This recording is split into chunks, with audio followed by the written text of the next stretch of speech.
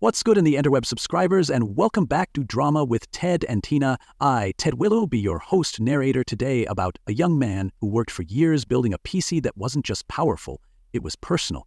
But when his family sold it behind his back to fund his sister's fashion addiction, it lit a fire that would burn through every fragile bond they thought he wouldn't dare break. Let's get into it. I'm Sonny, 22. Not exactly rich, not a prodigy, not a genius coder or streamer, but I know how to build a machine from scratch and turn it into something beautiful. My $3,600 0-cents custom gaming PC wasn't just a toy. It was years of work, birthday cash I didn't spend, holiday money I didn't waste, freelance design gigs squeezed in after long shifts. That rig was my pride, my productivity, my escape. It was everything, and it was mine. Until one day, it wasn't. See, in my house, there's a golden rule. Tiffany gets what Tiffany wants. My sister, 18, living her life one designer bag and Instagram filter at a time, is the sun my parents orbit around. Her wants? Urgent. Her tantrums? Law. My needs? Optional. I was always the one told, "You're older, you can handle it." Or my favorite, "You're a boy, you don't need that." Apparently, testosterone makes disappointment easier to digest. So I stopped asking, I worked, I saved, and I stayed out of their way. Until I came home one Saturday and found my room empty. Not messy, not rearranged, empty. The desk that used to glow with LED life, bare. My monitor, my peripherals, my PC, all gone, like they'd been beamed out by aliens. For a second, I thought we'd been robbed. I raced downstairs, heart pounding, ready to scream for help. But there they were, Mom and Dad, sipping coffee in the living room like they hadn't just committed a felony. "Where's my computer?" I asked. Mom didn't even blink. "Oh, we sold it," she said, like she was talking about a garage sale toaster. At first I thought I misheard. "You did what?" I asked, already feeling heat rush to my face. Dad gave me this dismissive wave like I was overreacting. "Your sister needed clothes for an event. We didn't have the money, so we sold the computer. It was just sitting there. Just sitting there, like it was some unused treadmill gathering dust." I couldn't speak, my throat locked up. That wasn't some impulse buy. That was years. That was mine. That was everything. "And they sold it for clothes?" I reminded them, loudly, that I worked from that computer. Freelance design work, deadlines, clients. Mom cut me off. "Don't take that tone with us. We're your parents. We made the decision for the good of the family." "Oh, well, in that case, I should have hand-delivered it to the pawn shop myself." Dad doubled down. "You can always save up for another one." My fists clenched. I wanted to scream. Did they even hear themselves? This wasn't just a hobby. This was how I paid bills, how I learned, how I stayed sane. I stormed back to my now barren room and texted Ethan, my best friend and gaming buddy. He was stunned. "They didn't even ask you?" he wrote. "Nope," I replied. "Sold it for Tiffany's stupid event." "Dude, you should have hidden it." Yeah, hindsight. But all I could think about in that moment was how casually they destroyed something I'd built. No warning, no apology, just a smug sense of entitlement wrapped in a warm blanket of, "We know what's best." I wanted to punch a hole through the wall. That night, I walked into Tiffany's room. She was spinning in front of her mirror, wearing one of the new dresses they'd bought. "Do you even know what Mom and Dad did for all that crap?" I asked, leaning against the doorframe. She gave me a side glance. "What are you talking about?" "They sold my computer," I said. "My $3,600 0-cents rig. Gone. So you could have your..." She shrugged. "It's just a computer. You can build another one." I swear, I almost lost it right then. "That wasn't just a computer," I said. "That was years of work, my job, my escape, my everything." She turned to face me, arms crossed, expression smug. "Not my problem," she said. "I didn't make them sell it." I stared at her. "You mentioned it, didn't you? You knew they'd do it."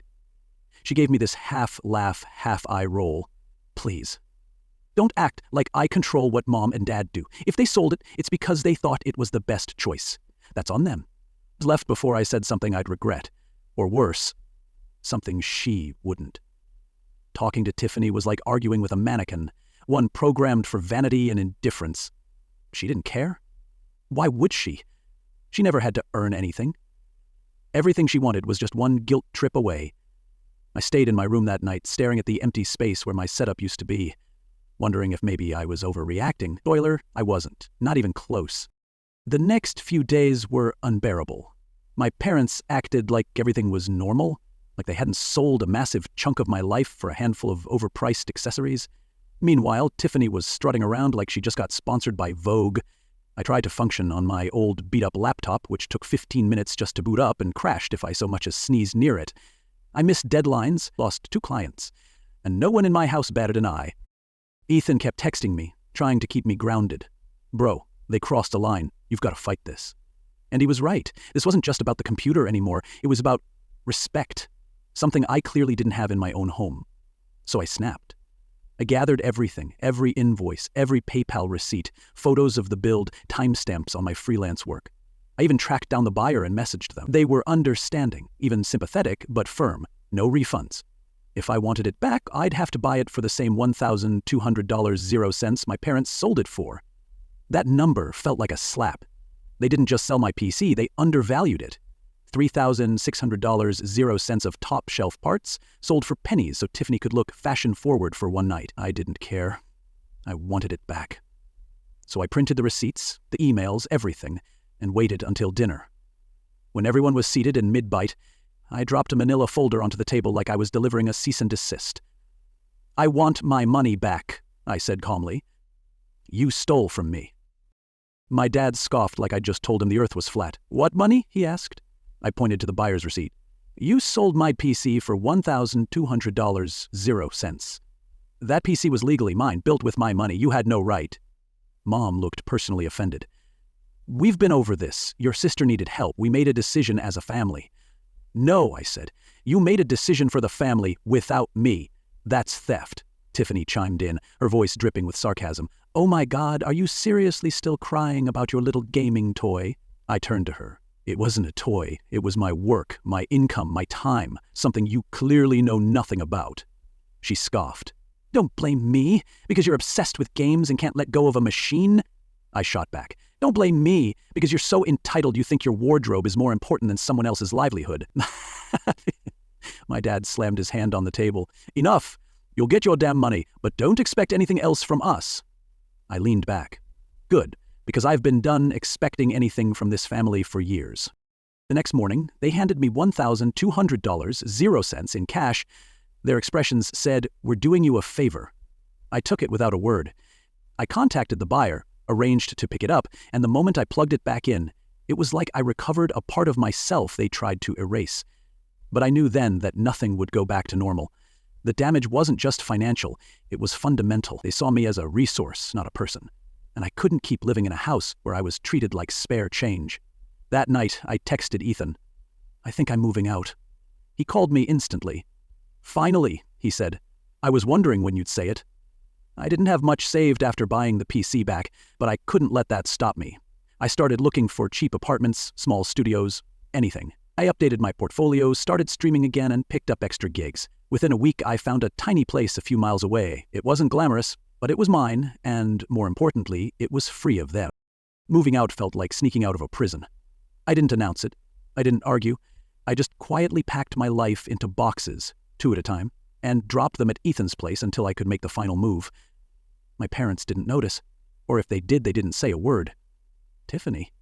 Too busy posting selfies with captions like, "Blessed and obsessed," to care where I was. The irony, I wasn't bitter. I was just done. Every night, I grinded. I worked freelance jobs during the day and streamed at night, doing everything short of selling a kidney to make rent. And for the first time, I didn't feel like I was suffocating. No guilt trips, no emotional landmines, no one barging in to remind me that Tiffany had another emergency. Just me, my rig, and peace. However quiet and uncertain it felt, 2 nights before my final move, Mom knocked on my door. She walked in before I could answer. Classic, classic, classic, and sat on the bed like we were about to have a Hallmark heart-to-heart. Can we talk? She asked. I didn't look at her. I don't have anything to say. She sighed like I was the dramatic one. Tiffany said you hadn't been using the computer much. We thought maybe it was a good idea. My jaw clenched. So it was Tiffany's idea. She planted the seed and they watered it with stupidity. You thought I'd understand, I said, deadpan, that you sold the one thing I actually worked for so she could play Cinderella at some dinner party. She flinched, just barely. Then she stood up and left without another word. That was her apology. That was my closure, and in that moment I knew this wasn't repairable. Not now, maybe not ever. The morning I moved out, I left a note on the kitchen counter. Nothing dramatic, just a short message saying I needed space and wouldn't be coming back anytime soon. I didn't wait around for the confrontation or a guilt-filled goodbye. I loaded my last box into Ethan's car, drove to my new place, and set up my PC in the corner of my new room like it was a shrine. I went live on my stream that night. Barely any viewers, but it was mine. All of it. And that was enough. I figured moving out would be the end of it, that I'd finally put enough distance between us for the guilt trips to fade. Nope. Less than 24 hours after I left, my phone lit up. First, a voicemail from Mom. "You could have at least told us you were leaving. Your father and I are very disappointed in how you handled this." Disappointed? As if they hadn't stolen from me and acted like I was the one who broke the trust. Then came Dad. "This is reckless. You're being immature." Classic. When they don't get their way, suddenly I'm the irresponsible one. The texts started rolling in, too. Mom, "You've really hurt your mother." Dad, "You don't just walk out on family." Tiffany? Just one message. Lol. "Guess you couldn't handle it. Mom's freaking out. You should call her before she has a meltdown." I didn't even bother replying. Let them spiral. Meanwhile, I was slowly rebuilding. My streaming picked up. Nothing huge, but the viewers I did have were loyal, supportive, and actually gave a damn. I kept pushing freelance work, too. My rent was covered, my groceries stocked, and I slept better than I had in years. But the texts didn't stop. If anything, they escalated. Tiffany's upset, too. That one made me laugh. She barely knew I existed unless she needed something. Now, suddenly, I was supposed to believe she cared?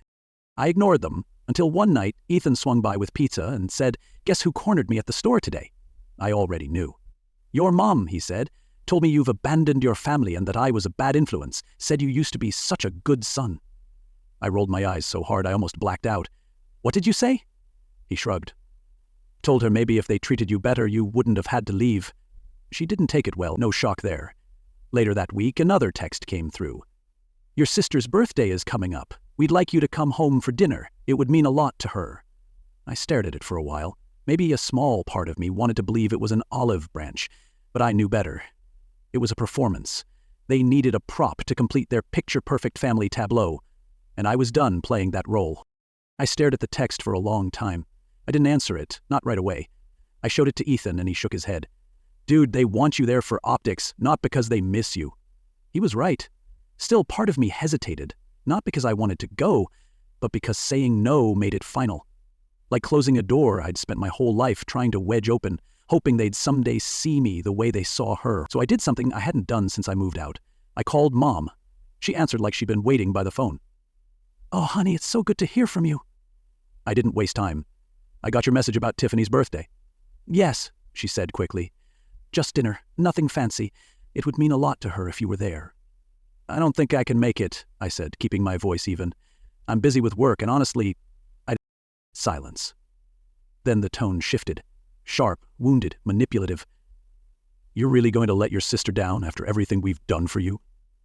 There it was, the final guilt card. "Mom, this isn't about Tiffany. This is about how every time I try to have a relationship with this family, I end up being used. I'm done pretending everything's fine when it's not." She didn't take it well. "Fine," she snapped. "If you want to throw your family away, that's your choice. But don't come crying to us when you realize what you've lost." I breathed in deep. I'm not throwing anything away. I'm just finally putting myself first. Then I hung up. No yelling, no begging, just done. That call felt like cutting a cord that had been wrapped around my throat for years. I blocked their numbers the next morning. I didn't want to hear the aftermath. I didn't care what Tiffany posted or what dramatic story Mom was spinning to neighbors. I was free. And the silence that followed? It wasn't loneliness, it was relief. I threw myself into work. Streaming became a sanctuary. The community I built wasn't huge, but it was mine. Supportive. Real. One night on stream, someone asked, "What made you start doing this?" And I paused, then said, "Because I was tired of being dismissed. And I wanted to prove I could build something without anyone else holding me back." The chat lit up with messages. "Respect, damn, that's real. Proud of you, bro." And for once, I actually felt proud of myself, too. Weeks passed. One day, I spotted a selfie from Tiffany on social media, posing with some overpriced purse. Caption read, "So grateful for my amazing parents, who always prioritize what matters." Sure, what mattered. Later that week, I ran into a family friend. "I heard you moved out," they said, raising an eyebrow. "Your parents are struggling." They overextended buying things for Tiffany, thought you'd still be there to help. I just nodded. That's unfortunate. And I meant it, for them. Because me, I was doing just fine. If you've ever been the afterthought in your own family, this story's for you. You don't owe loyalty to people who cash it in like currency. Choose peace, choose you. Hit like, subscribe, and stick around. There's always more drama on the way. Ted, leaving the building.